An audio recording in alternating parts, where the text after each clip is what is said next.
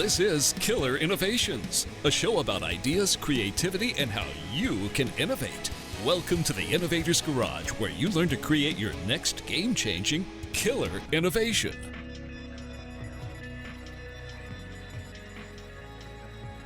Hello and welcome to Killer Innovations. I'm your host, Phil McKinney. We are here in the studio in Northern Colorado. Yes, we are still in the isolation mode of COVID. For those of you watching on video, I am wearing my Chicago White Sox hat. Yes, I did grow up in Chicago, by the way. A number of you sent me emails asking about the significance of the hat. I did grow up 185th South and Halstead on the far south side, so I have to obviously be a Chicago White Sox fan. As we've continued on with the show, as you know, we're in season 16, and we are always on the look for great guests. So if you have a guest that you think would be a good one to hear about or have on the show, drop me a note, phil@killerinnovations.com. Would love to hear. This week, we do have a guest. As you know, the last couple of weeks, I did a series on out-of-the-box thinking. Got really strong response. Thank you for all that feedback. This week, we're bringing a guest who actually not only started off on the side of product development and innovation, but now actually helps companies, and a wide range of companies, including my alma mater at HP, on how to speed up the process of innovation. How do you make it go faster? And how do you think differently about the overall process? So with that, let me bring on our guest today. Our guest is John Carter. John, thanks for joining us here at Killer Innovations. Well, thanks. I'm delighted to be here. I've been a fan of your show, and you produce some really interesting content. So it's a tall bar I need to stand up to here. Well, as I tell all the guests when they come on the show, right? For those of us that are in this, what I call the innovation game, it's just a conversation, right? Because we could all sit here and both share our nightmares, but also share the big wins. So in your case, introduce yourself to the audience here. Give us a little bit of background about you. Sure. Well, and thanks for asking, because I think background's critically important. I'm a big believer in your first job in your career is probably the most important. That for me was basically where I started as a child. I was always kind of a boy scientist locked in the room. I had an advanced chemistry set and certainly found out how things were combined and combusted in exciting ways. I enjoyed that. And I also got a amateur radio license when I was in high school. So I've always been interested in those sorts of things. My father went to Caltech. He was a mechanical engineer and was a great inspiration for me. He never forgot, for example, what the value was of E or pi to many decimal places. So I had wonderful upbringing. I studied engineering as an undergraduate in one of the best possible ways. I went to Harvey Mudd as an undergrad, and there we learned about systems engineering. So there are only 4 majors at Harvey Mudd when I was there, and one of them was engineering, and I took it. But being a generalist, I think, is really important in this whole notion that there's a T-based intellect where you've got breadth as well as depth. I think served us all well. And this served me very well in my work with Dr. Bose, because he always approached things as systems. And it's really important, because if you're innovating, you can always achieve, in my opinion, more profound innovations by looking at the system rather than component parts. Okay, so real quick, define what you mean when you say view it as a system. It's a really great question. I think in the case of audio, where we were from, it was combining the speaker and the electronics. Or for the headphones, not only that, but adding a microphone to provide feedback. And then the work that Bose did in car suspensions, it wasn't just tires or shock absorbers, it was a whole, as we call it, a closed loop system, which means that you compare the input to the output and you adjust it if there's a difference. And so that's what we mean by a system. It'd be a collection of components that lead to consumer value in the most general senses.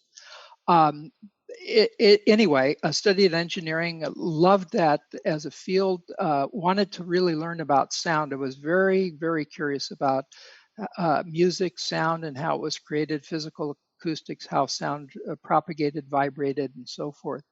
And so I wanted to study that. I applied for at 3 schools and got financial aid from none of them. But I went to MIT and I drove cross country with all my stereo equipment and records at the time. And I had this amazing experience, Phil, that I think was absolutely seminal in my background, which is that I was taking the acoustics course as a grad student, but I'd never taken it before. And as I had mentioned, their TA, teaching assistant, dropped out at the last minute. And so Dr. Bose asked if there was anyone on the class that wanted to be a TA. I raised my hand and he interviewed me, and he really made a snap decision that I would be okay. It was the roughest semester of my life, though. There are some smart people there. And I certainly learned what being below average is like for sure. But it was a great experience. I had the fortune that Dr. Bose was my thesis advisor. So I did a master's thesis, worked there in summers, and then joined the company as a researcher. And there started developing the technology that led to the noise canceling headphones. I was promoted to chief engineer and then both managed projects and programs as well as innovation. After Bose, I created a consulting firm in helping companies get faster time to market, and helped Apple develop their Apple new product process, worked with Phil, your alma mater, in many places in Andover at the medical division, and in Cupertino at the headquarters, and with Offspring like Agilent here in San Jose. So I've had a good breadth, and I've learned a tremendous amount. I've also done work in private equity and raised some capital to do a roll up. And so sometimes I wear kind of a more strategic financial hat, but most of the time I love products and helping companies innovate products faster, which is kind of, if you will, a nutshell of what we do and my current focus. So what year did you join? How long were you at Bose? I was there nearly 15 years. Okay. I basically joined essentially a year before my thesis because I worked part-time there, and then joined full-time and was in research for about 5 years, and then ran all of R&D for about 10. Interesting, because you and I were talking before we started today's show, because the Bose is an interesting topic. For you listening to the show, you've heard me talk about my experience at meeting with Dr. Bose, and then Dr. Bose's son, Vanu Bose, who also was a Dr. Bose. So, That's it's right. kind of a He had a you know PhD from it's a MIT too, right? it's just a proof point that DNA does have a play in here somewhere. I think it does matter. When you see Vanu and his dad, and they're standing next, and you go, holy smokes. They each could lose 20 IQ points and still leave me in the dust. Incredibly, incredibly smart. But Bose is an interesting topic, if just from the standpoint of just the level of innovation, but also, as you and I were talking before we started, the show's about patience. The willingness of an organization to make the long bet in the innovation game. They're few and far between. I could give some examples of Bill Hill and David Packard on the original RISC processors. With precision architecture processors that went for 15 years before you could commercialize it. But the same thing, with Bose. You look at, how many years was it for the noise canceling headphones? From 7 years. 7 years. 7 years. Not many organizations will make that kind of a bet, for the long play like that. And it's always something that I've always admired about Bose and the team that's there. Yeah, he would make these long bets, Phil, and he would actually nurture them and make sure that they were on the right course. It was the way he derived pleasure out of work. because he loved being in the lab and working with engineering teams, and he absolutely left finance and operations and all other functions to the president. Yeah. But Well, he chose what he wanted to work on. well, and that's actually a sign of a great innovation leader, to know what do you really enjoy and what is it you're really good at, because that has an impact. If you feel like you got to do it because you're the CEO, look, I'm the CEO at Cable Labs. There's part of the organization I just don't even bother to stick my nose in because I don't enjoy it. And therefore, if I don't enjoy it, I'm not going to be as good at it. I'm not going to be as committed to it. But with Dr. Bose, you knew where he stood and he hired really good people to do the things that he wasn't very good at. So hold on a second. We're going to be right back after this quick commercial break.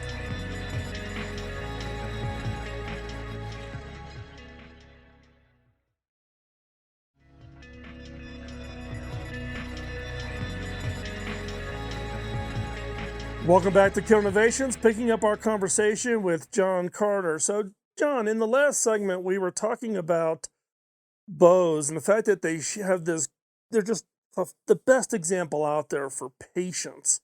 When you've got to work on something and you're committed to a program, you know that you're going to have that support. People are willing, when it makes sense, willing to make that investment. Give us the context of that around the noise canceling headphones, because you said that was 8 years. That's a long time to be working on a single program to try to bring something as transformative, as disruptive as the Bose noise canceling headphones. Yeah, well, it's a good story, and frankly, I think it could have been done faster. And we had some stumbling blocks that we should have avoided and not investigated and solved. You mean it wasn't perfect? No, it wasn't, and we'll get to some of those issues here, where in fact we had our challenges. Working with Dr. Bose was amazing. He, as you and I chatted, was someone that was amazingly focused, and he did two things. He focused on engineering and marketing. And those two things alone, and engineering probably 70%, marketing 30%. He was very, very much an inventor himself.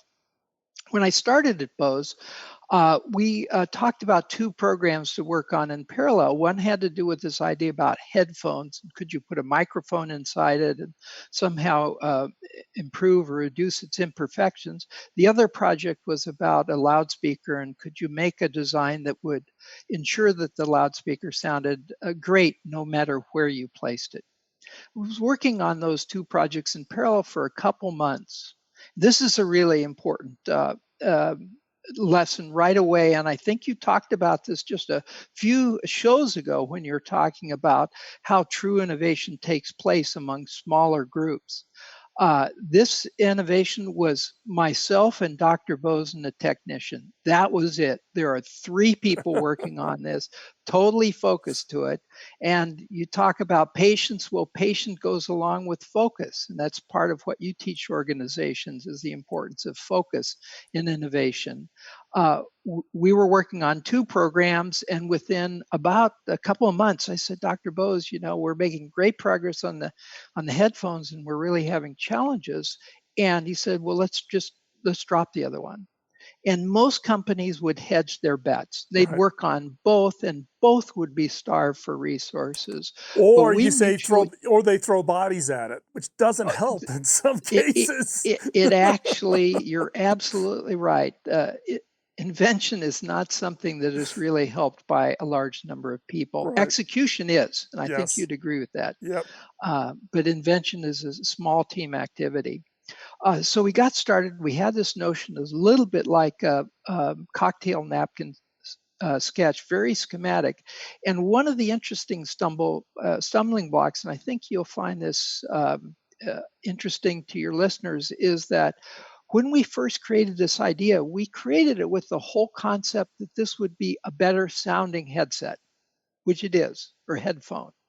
So the focus was on improving bass response, making it uniform whether you're wearing glasses or not, and also making the basses pronounced as you could be to really reproduce music. So and reduce distortion. So it was all about these kind of techie features about the headphones. Only late after we shared this with customers did we find out it's noise reduction, stupid. It's not all these other things. this We're gets back dead to wrong. this gets back to the whole issue is sometimes you got to be careful because you're not the proxy for the customer, right? And you're the inventor. You would think that you would absolutely know how the product would be used, appreciated, and its benefits. We were totally wrong. Yeah. Totally wrong. And that cost us. So I mentioned about the fact that we took so long. One of the things that we did, and this is another foible I'm sure many guests have talked about, is we made perfection the enemy of the good. So we worked for years trying to eke out the last decibel of improvement in frequency response or percentage in distortion, when in fact all people cared about was noise reduction. So we were optimizing the wrong thing. And we were working way, way too far out on the curve in terms of better performance, where you have to put an enormous effort even to make it a little bit better. So a couple of stumbling blocks. First, we didn't understand what the true benefits were, and that's a killer. And the second was that we really way over engineered the thing. And I think, hindsight, those are two things that we could have really done better. Well, even in my own background, right, this gets back to, the printing business, right, at HP. Sure. The big fight was always for dots per inch, the old bubble jets at 300 and 1200 and 2400 and 4800. Pretty soon you were beyond perception of the human eye. So you're out here engineering way out on the edge of the curve when the customer's like, oh, 1200 DPI looks good to me, Is that the case here also then? I mean, what percentage of the customers could even hear the difference, of that last 1%? Perfect example. Perfect example. Now, I would say one thing that Bose was much better than its competitors is they did not get into what I call the checkbox marketing game, Right. where it's all about numbers of features or all about a percentage of improvement that in fact was not appreciable by the eye or by the ear. And it's crazy, but I think often the lowest common denominator in marketing is to really go down that path, especially when it's beyond the limits of human perception. I Yeah, mean, you can't imagine that as a waste. but sometimes it's, yeah, again though, right? It gets back to you think you know the customer, right? You think you know what the customer is going to buy, what the criteria and how you're going to differentiate against others that are in the field or whatever. But sometimes as I jokingly have said many a time, there comes a time in the life of a product where you shoot the engineer and ship it. Exactly right. Right. Phil, today I'm on the board of Cirrus Logic, which makes semiconductor chips in the audio arena.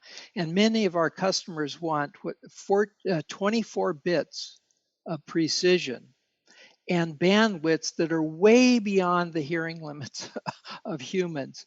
And the company is good and faithfully delivers on that, but no one really asks the deep and fundamental question, can you hear the difference? And Right. does it matter? And so I think an analogy of shooting the engineer absolutely applied here. Well, and I think it's applied to both of our careers over time sometimes, right? Sometimes you guys got to get people to let go and put it out there, right? Because again, if you wait, I loved your analogy on that. Perfection is when's it good enough, and where do you let perfection? So we're gonna come back. We'll pick up this topic right after this quick commercial break.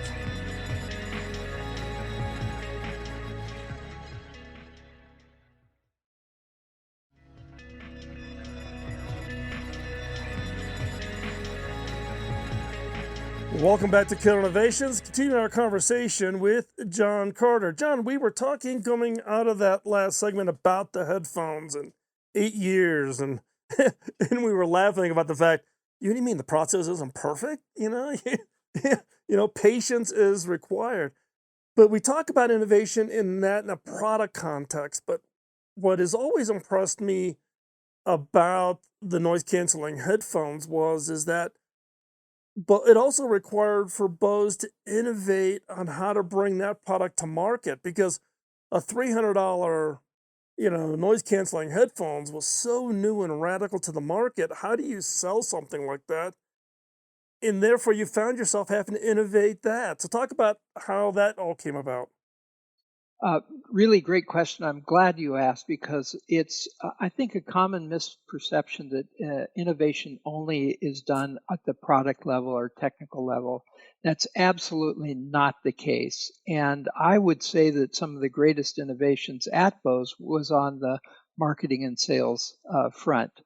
First of all, and I think this is important, we had a very good North Star. And that was very simple product vision statements like better implies different and not the other way around, or great sound from small packages. So we had very, very simple elements, guiding principles that we used to help us really work on our innovations and judge what was good. Well, if you look at what was done in the headphones, what you described to the audience was exactly true in terms of the challenge that we confronted when trying to bring that to market. And so Dr. Bose, it turns out, not many people know this, he had a retail laboratory store in Honolulu, Hawaii. And he had this a decade before he went out broadly with retail. And he used that as a studio to experiment. So he was quietly doing retail and marketing experiments while we were developing this new technology in the lab. Very low key, but very important because, as you stated, at the time, there was no such thing as a $300 headphone. How could you possibly sell something like this? Bose was one of those great innovators who could innovate on two dimensions at the same time. Mm. And I think Dyson is that way and Jobs is that way. There are a couple of really great innovators who actually conceptualize how innovation can take different forms. And Dr. Bose was such a profound thinker about this. If the distribution channel fit wasn't right, he would invent distribution to solve the product, not try and force it through a channel where it would never be successful. And the issue with many Bose products, we talked about this in the prior segment, is they don't compete on this checkbox marketing kind of this spec versus that spec. They really focus on demonstrable benefits. You can hear it in your ears, and it's obvious what the benefit is. Well, it turns out in retail, whether it's the Bose's Wave radio or the headphones, you can't experience the benefit unless you try it. Right. Well, in the fast retail environment, there's no time for that. And therefore, salesmen are looking for the quick sale rather than educating customers. That's the way this fast moving consumer channel is, as you know very well with your printer experience, direct experience. So what do you do about that? You have a product that is outpriced by any meaningful metric by maybe a factor of 10, but yet at the same time, its benefits. If people were to hear it, they would love to have it. So what he did is he went through this process of successive refinement and mistakes, costly mistakes. So the first thing he tried, believe it or not, was door to door. He was trying to sell Bose product door to door. He even got the chairman of Electrolux, a door to door marketer of vacuum cleaners at the time, to advise us on this so-called direct strategy. Well, we tried that, it failed. Then we went to direct mail, thinking that would work. Putting in coupons in the Wall Street Journal and so forth, and that really sputtered out and didn't deliver. And finally, what they did is they actually went with Paul Harvey. And Paul had this AM radio station that was syndicated all around the United States. And he would do, if you will, kind of spots on various products. Turns out this was it. And that allowed us really to develop a fan base of dedicated users of our technology, which then told friends and family, and that's how you go. But one of the things we learned early on from Dr. Bose, Phil, is this notion of how important third party credibility is. Mm-hmm. You can never toot your own horn, but having someone else, especially who is an authority, talk about you in glowing terms is the way to go. And in the early days, we cultivated the hi-fi press, the reviewers, but then we moved to Paul Harvey, and we found that is a terrific way to communicate directly to consumers. Of course, we then had mail fulfillment and all the other things around it. But back to your question about, or observation around focus, can you imagine this kind of focus? First, to have a retail laboratory in Hawaii for 10 years, then to try all of these expensive marketing experiments only to fail. And then finally, he found the right mechanism which would get enough users so that you would then get the most powerful form of endorsement, which is word of mouth. So Well, he was an amazing innovator when it came to marketing. well, and this points to another issue. Dr. Bose was innovating the use of influencers, right? We think about influencers being kind of a modern thing with social media. Not the case, right? But the other thing that's amazing is that willingness to experiment, fail, and try again. If that experiment didn't work, okay, going door to door, then didn't quite pan out. Let's do, direct advertising, right? That didn't work out. Keep trying. A lot of organizations, they try maybe one or two, and then they say, "Oh, it must be something with the product. Kill it. We're not going to go with it," and go and dump the whole project, right? Versus, nope, that didn't work. Let's try this. This works better, or we're kind of close. Let's try this. Do a little spin on it, and I think that just is another proof point that all innovators need to understand that failure is not the negative. Failure is education. And as you become more educated, you can make better decisions on what will work and what will not work. But it's about lopping off, dead alleys. You tried that, cut that alley off. Let's go a different direction. Oh, that doesn't work out. Let's go a different direction. But you gotta be willing to slog through it, because if you're truly pushing the envelope, you're never gonna quite you may fall short just before the thing takes off. I got a question for you though on the noise canceling. Bose also does headphones, or did headphones, I think they still do, for airline pilots. So if you've got, now, did those come before the noise canceling, or did noise canceling influence those? Because those are also noise canceling, right? What they Exactly, they are. So this is a really interesting story about the origin and early years of development of that technology. So one thing that Bose was really keen on, and I think there's a diabolically positive element of this, is he would go after research contracts with the government, with the Mhm. military. And he would use them to help fund this innovation along. So all the energy would not come from the Bose pocketbook, but would be shared by those who would interestingly want to apply it. And I and I can never forget the first meeting that I had carrying all this test equipment out in these huge suitcases to Wright-Patterson Air Force Base because In they lovely Dayton, Ohio. Exactly right. Exactly. It's a huge campus, Oh, and we had a demonstration that went very, very well. And then it really began to dawn on us that noise canceling is important, and in fact, aviation might be really important. So one thing that happened was pretty funny. About a week after I was there, I got a call from the executive or the manager who run the labs in this area, and he said, I don't see a proposal. Are you going to write one? And it's like, oh yeah, I have to do that part too. So there's a little bit of basics you have to learn about. you gotta you gotta learn about that. And I think a lot of people overlook about either what I sometimes refer to as co-innovation, or that you can do work with government. Not just it's not just the U.S. Governments around the world are looking for good sources of innovation. So don't overlook that as a possible funding source. So don't go anywhere.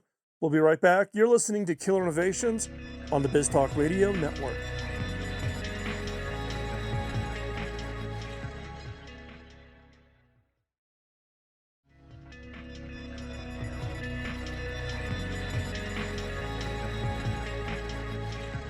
Welcome back to Killer Innovations as we wrap up our conversation with John Carter. So, John, as you and I were talking in the commercial break about advice that you could give the listeners, one common question I get is around innovation investment. When you think about organizations, and look, you've advised everything from pharmaceuticals to technologies to having worked at Bose. What is your philosophy on investment when it comes to innovation, and what advice or what things should the listener think about in their own innovation efforts? A great question, and it's often asked. And I would say, unfortunately, real investment is required. We're not talking about extravagance, but in my experience, and it'd be interesting to know what your rule of thumb was at HP, was you'd want to spend about 10% of your total R&D budget, a tenth, roughly, on doing things that are beyond the 3-year horizon, not 10 years, but let's say 3 to 5 years. And this allocation or funding is significant, substantial, but most importantly, it is persistent. Right. In other words, it occurs for years and years and years, and you have to have that faith in the investment that you're making. What's your experience on HP or other organizations where you've looked at this? Well, it was interesting when I first got to HP. I would call it 98 and 2, 98% to the core and 2%, and we shifted it to, and listeners of the show have heard me talk on this, what we call a 70-20-10 model. 70% to the core, 20% to adjacencies. So take an existing product and go after a new market, right? Or come up with a new product for your existing customer, solve an existing problem. And then that 10% is really what we call the new. Something way out there, could be a totally new product, totally new market you don't reach to today. So, and we took it from 98 and 2 to 70-20-10. And in the process, we went from losing, well, at that time, HP was losing $3.5, $4 billion a year to turning it into the largest tech company in the world by that shift. And again, 100% agree with you. You have to be bought into the philosophy, and it has to be consistent. You have to walk the talk. You can't be using your R&D spend as a knob to make your quarterly results look good. Absolutely. And I know there in your audience, there are smaller companies and even individuals that are trying to innovate. So these rules of thumb might be helpful to you. And that is for smaller organizations, I would look to fund on the order of $10,000 to $20,000 per year of every technical person you have on board. As another way of kind of looking at investment that you should make in this category. I hadn't thought about that as a guideline, as part of dollars per technical resource. Is just kind of right. Keep that seed funding going for the new ideas. Exactly. And if you do the math, depending on what the salaries are, it's between 5 and 10% of your total spend on product development. Anyway, it's an easy rule of thumb. And I think something, although it's difficult when you make it, you'll find that, and I'm sure you found this at HP, Phil, that you get incremental benefits along the road. You don't just get the big home runs occasionally, but you also can tap on that resource for short-term issues. It's one of those things where I think a lot of organizations just hurt themselves by thinking they can be super clever on the funding versus focus on hiring really smart people, give them the resources, and then get the heck out of the way. Right, exactly. And you mentioned something there, which is focused on people and the notion of focus. And I think one of the big problems, there's a myth that the innovation can be crowdsourced, or you can get ideas that way, but true innovation is something that really requires focus, because that initial seed, the aha moment, that's one thing. But to bring it to a practical point, that's something that's totally different. And that's why you need this persistent funding, Yep. because you really have to understand, and you'll have, as we had at Bose, many failures, wrong ends, and U-turns that are required. And so focus is really important. Another thing is innovation, as we touched on, it's not a team sport. Execution is definitely necessary with large teams.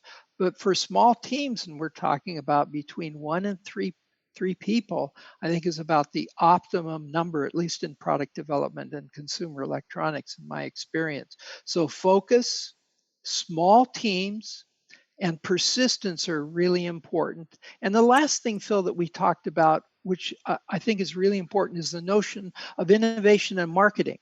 So don't just limit yourself to innovations and products. And sometimes these transformational ideas, these 10% that you talk about, really require innovation in more than one vector at the same time. Yep. And so Yep. don't underfund or underestimate how much a difference a change in your distribution or retailing model can have. Yep. Hey, John, thanks a lot. Really appreciate it. If people want to follow you, your company, what you're up to, what's the best way for them to find you? Sure, it's our website, www.tcgen.com. It stands for Technology Capital Generation. And go to our product development process page to start your journey on innovation and product development. Well, and you can also find, if you can, I actually did track down a copy of your book, Innovate Products Faster. So it's out there. You can do the search. And we'll actually have links of all this out at the show notes over at killinnovations.com. So you can hop on over there, and we'll have the links to John's company, his book, and other information about John. John, thanks again. Really appreciate you joining us here on Killer Innovations. Thanks for having me, Phil. Thank you. So as you wrap up today's show, I want to thank you for taking the time out of your busy schedule to join us here at Killer Innovations. As I've shared in the past, one favor that I would ask is if you like the show, give us a review. If you get this podcast from iTunes or Google or Spotify or iHeart or any of the other sources, just go over there and give us a review. Let us know what you think. Also, drop me an email. I'd love to hear your thoughts about the show, suggested new topics, guests that you would like to have on the show. And also just let us know what you're up to and how we can help. I would encourage you to hop over to theinnovators.community. It's a free community site where it's just people that are interested in the innovation space or people with new ideas and products wanting and looking for help or advice from a wide range of innovators. So theinnovators.community, check that out. And with that, we'll talk to you next week. See you soon. Bye-bye.